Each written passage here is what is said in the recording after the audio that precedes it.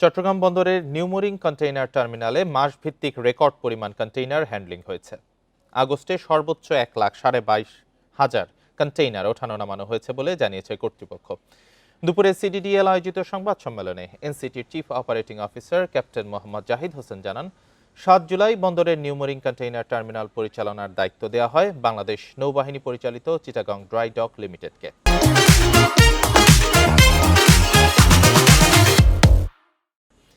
দায়িত্ব নেওয়ার পর এনসিটিতে প্রতিদিন গড়ে 3,500-এর বেশি কন্টেইনার হ্যান্ডলিং করা হচ্ছে, যা আগে হতো 2,500-এর মতো।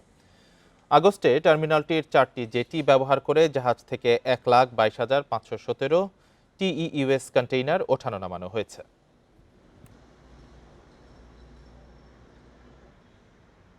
চট্টগ্রাম বন্দরের বার্ষিক কন্টেইনার হ্যান্ডলিং সক্ষমতা, যেটা বর্তমানে 3.3 মিলিয়ন রয়েছে, এটা আগামী 6 মাসের মধ্যে উল্লেখযোগ্যভাবে বৃদ্ধি পাবে বলে বিশ্বাস করি।